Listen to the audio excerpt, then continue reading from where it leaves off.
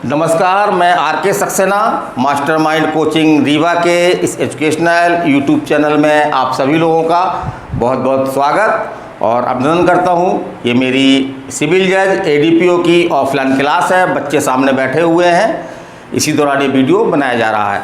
तो ये मेरी कौन सी क्लास है आपकी? ये मेरी 7th क्लास है ना, 7वीं क्लास है आपकी ये। और बच्चों की डिमांड पर मैंने जो है वो भारतीय दंड संहिता, क्योंकि कुछ अपराधों से संबंधित है और अपराध निसंदेह रूप से लोगों को अपनी तरफ आकर्षित करते हैं, तो भारतीय दंड संहिता 1860 को मैं ले रहा हूं।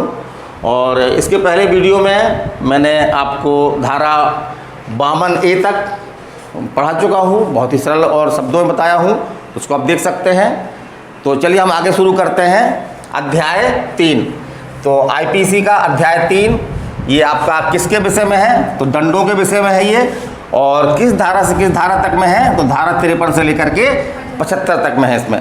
तो इससे भी ऐसे भी क्वेश्चन एग्जाम में आए हैं आपके कि अध्याय 3 जो है किस धारा से किस धारा तक में है, क्योंकि ऐसे क्वेश्चन हमने देखे हैं, कई एग्जामों में देखे हैं।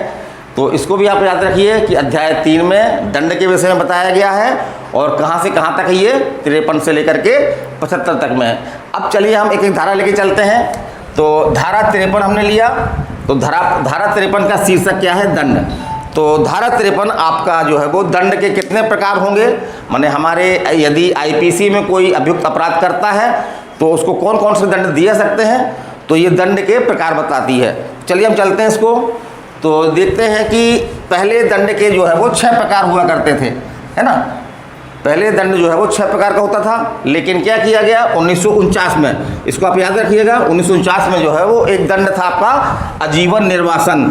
माने इसका मतलब क्या हुआ कि अभियुक्त को जो है वो समुद्र के पार छोड़ दिया जाता था अकेला जीवन जीने के लिए। और जो स्वतंत्रता के पूर्व ये देखने में आया था कि जो भारत का आपका अंडमान निकोबार द्वीप समूह है, वहाँ पर जो है निर्जन स्थान में अभियुक्त को जो है वो छोड़ दिया जाता था, तो वही कहलाता था आजीवन निर्वासन। लेकिन आगे चल कर के आजीवन निर्वासन को जो है एक प्रकार से अमानवीय दंड की संज्ञा दी गई और इसको जो है 1949 में जो है वो समाप्त कर दिया गया।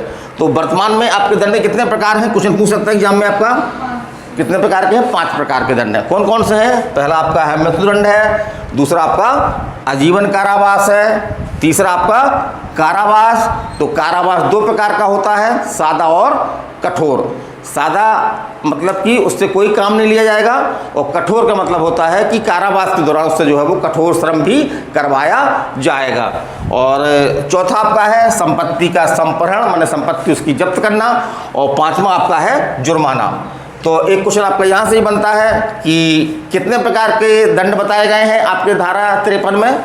तो वर्तमान में कितने प्रकार के बताए गए हैं? 5 प्रकार के। पहले कितने प्रकार के थे? 6 प्रकार के थे। कौन सा दंड अब दंड नहीं रह गया? तो आजीवन निर्वासन। तो एक क्वेश्चन आपका इस तरह से भी आया है कि धारा 53 के अनुसार कौन सा दंड नहीं है, और 3 तो ये लिख दिया और एक लिख दिया आपका आजीवन निर्वासन लिख दिया, तो वो आपका आंसर हो जाएगा, क्योंकि आजीवन निर्वासन जो है अब दंड का प्रकार नहीं है। चलिए हम आगे चलते हैं। आईपीसी में आजीवन निर्वासन दंड का प्रकार नहीं है, वही बात हमने लिखा है, तो इससे क्वेश्चन बनता है आपका। फिर मृत्युदंड के बारे में थोड़ा सा एक केस आ रहा है यहाँ पे, तो मैं सोचा कि इसको बता दूं। तो मृत्युदंड किन मामलों में दिया जाएगा?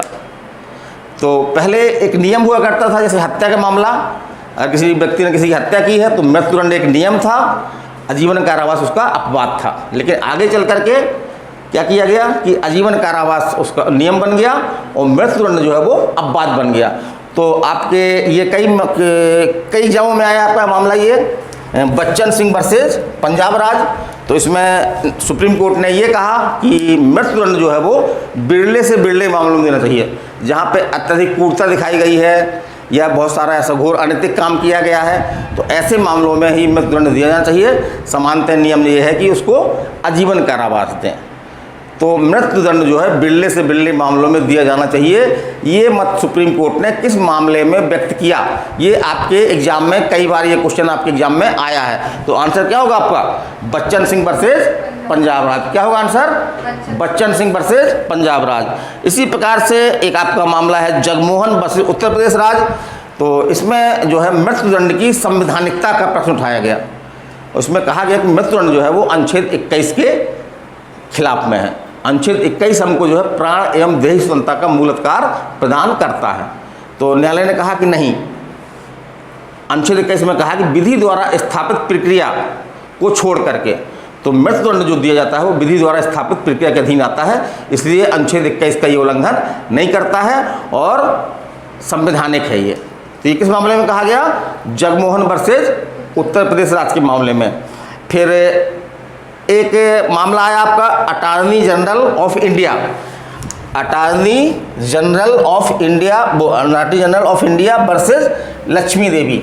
इस मामले में न्यायालय ने कहा कि मृत्युदंड जो है वो निसंदेह रूप से एक बुरा काम है, दुख भरा काम है, क्योंकि किसी व्यक्ति की जान इसमें ली जाती है, तो इसको जो है वो इसकी शोबाजी नहीं होनी चाहिए।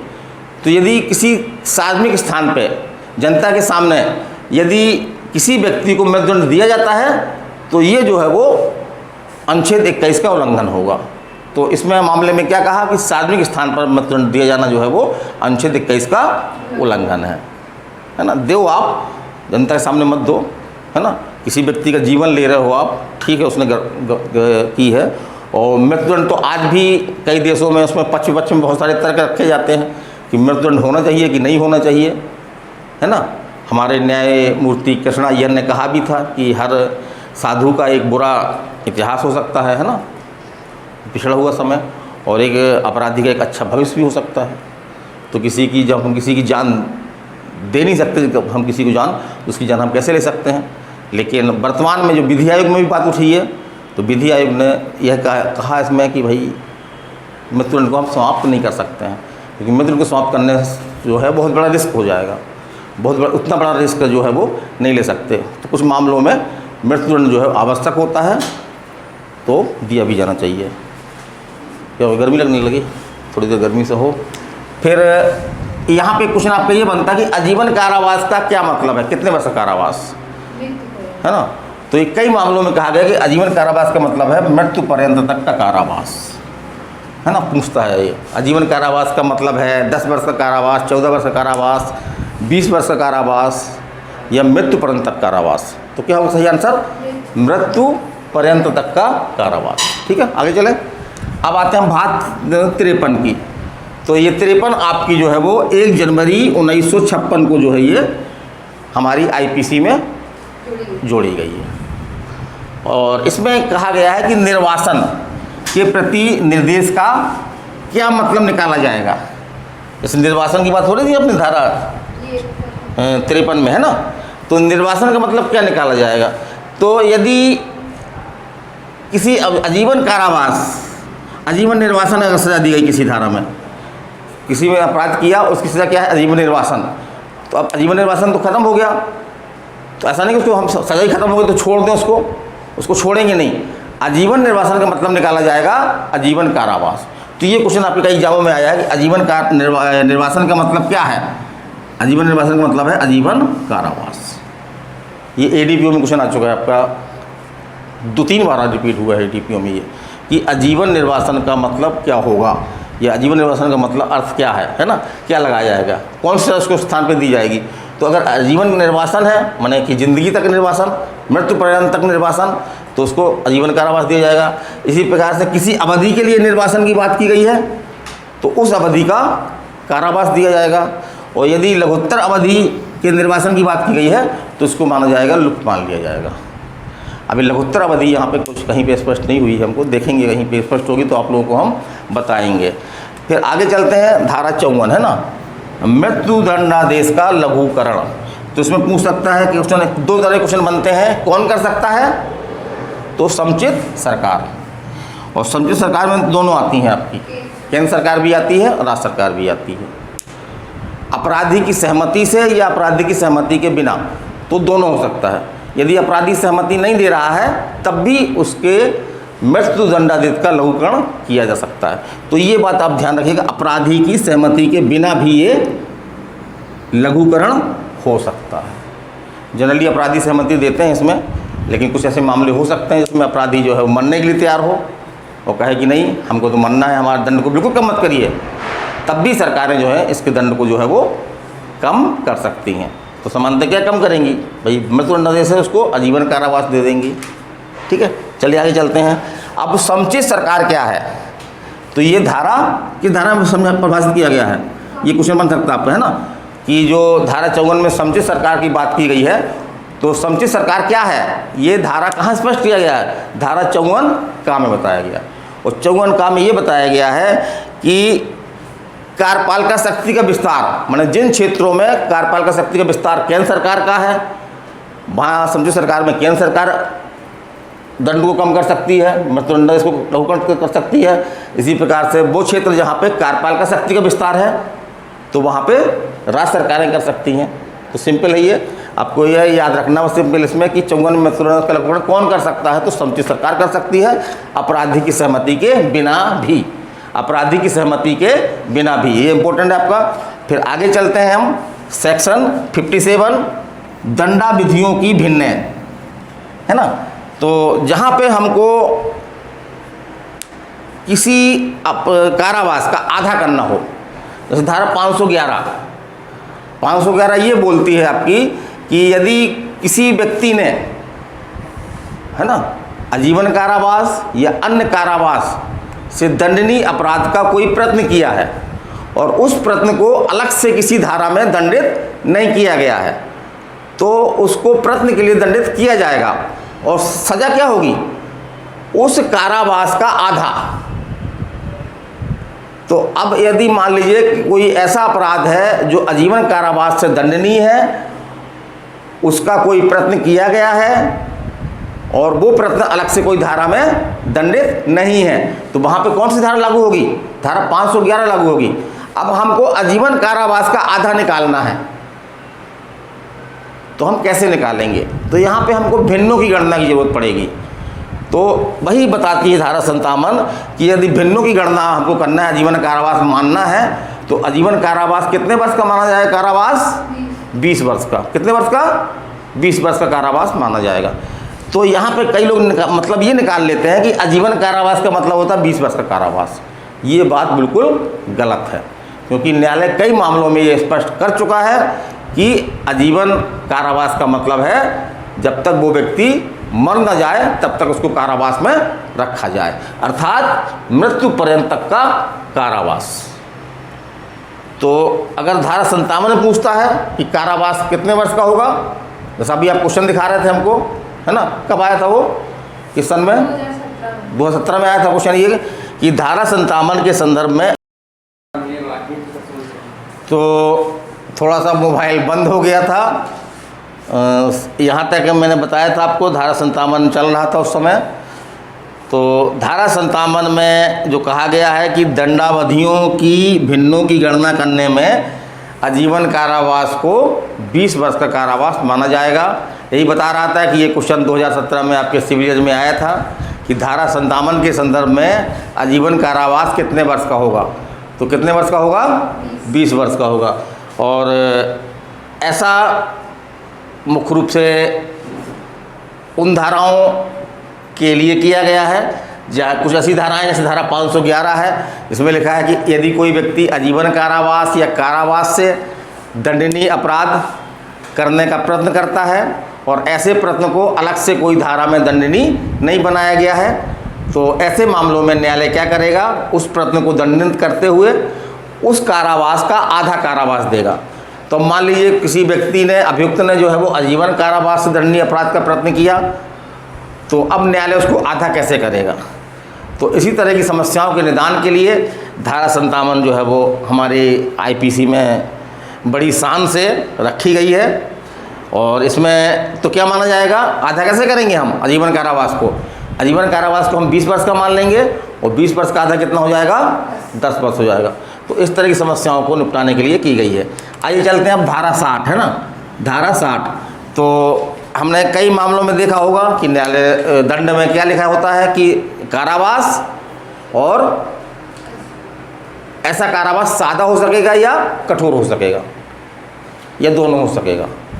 तो अब न्यायालय क्या करे, अब न्यायालय क्या करे, तो जहाँ पे ऐसा लिखा गया कि सादा और कठोर दोनों हो सकता है, तब न्यायालय क्या करेगा, या तो पूरे कारावास को सादा कर दे या पूरे कारावास को कठोर कर दे, या कारावास के कुछ हिस्से को सादा कुछ हिस्से को कठोर कर दे। यही बात हमारे धारा 60 में कही गई है।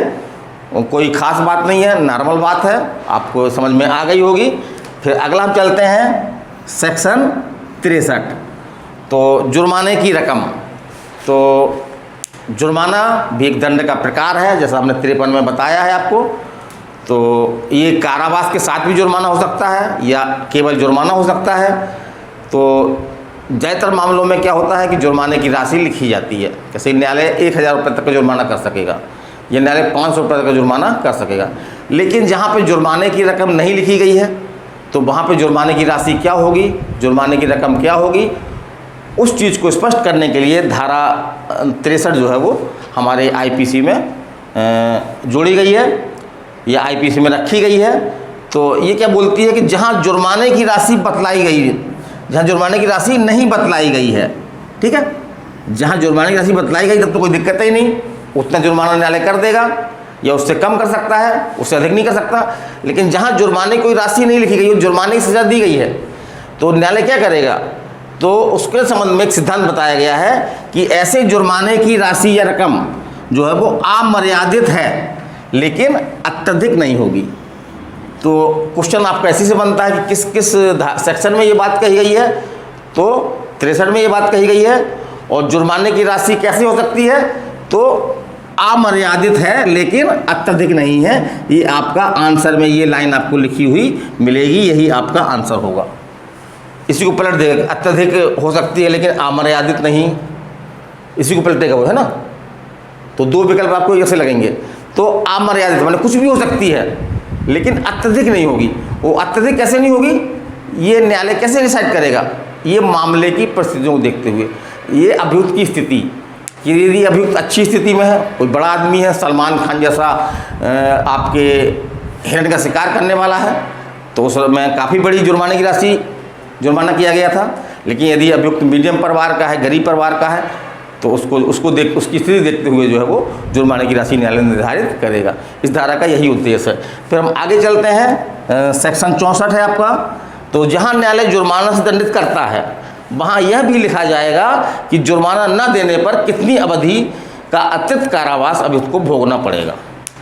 तो देखा गया है समान तौर पे, जहाँ कोई अपराध कारावास और जुर्माना दोनों से दंडनीय है और न्यायालय जो है जुर्माना करता है, तो न्यायालय ये टीप जरूर लगाएगा कि यदि अभियुक्त जुर्माने का भुगतान नहीं करता है, ये जुर्माना का भुगतान करने में अभियुक्त चूक करता है, तो उसको कितनी अवधि का कारावास अतिरिक्त रूप से भोगना पड़ेगा, मतलब जो उसको कारावास दिया गया है उसके अलावा। तो यही सिंपल बात कही गई है, कोई कठिन बात नहीं है। तो मेरा ये वीडियो आप लोगों को कैसा लगा, ये हमारी जो है वो सिविल जज और ADPO की 7th क्लास है आपकी। ये इसकी आप 6 क्लासें हमारे YouTube चैनल में पड़ी हुई हैं, अवेलेबल है, तो उनको आप देख सकते हैं। इसकी कोई शुल्क नहीं है, फ्री ऑफ कास्ट है अभी ये, तो इनको आप देख सकते हैं। और ये हमारी ऑफलाइन क्लास है। हाँ, ये ज़रूर बच्चे दिक्कत बता रहे हैं कैसे कि मोबाइल से ये वीडियो बनाया जा रहा है, तो बोर्ड में तो आप लोगों को सभी साफ दिख रहा होगा, दिख रहा है साफ ये लिखा हुआ है ना, लेकिन जब ये वीडियो के रूप में जाता है तो ये अक्षर जो है बहुत साफ नहीं दिखते हैं। तो बच्चे बोलते हैं सर बोर्ड का कुछ लिखा हुआ दिख नहीं रहा है, लेकिन मैं हर बात को रिपीट कर रहा हूँ, तो इससे आप अंदाज़ा लगा सकते हैं। या आप हमसे संपर्क कर सकते हैं, हमारी ऑफलाइन क्लास है, आप आकर के इस क्लास भी ज्वाइन कर सकते हैं। बहुत मामूली फीस हमने रखी है। तो मैं RK सक्सेना अगले वीडियो तक आपसे विदाई लेता हूँ। नमस्कार, धन्यवाद।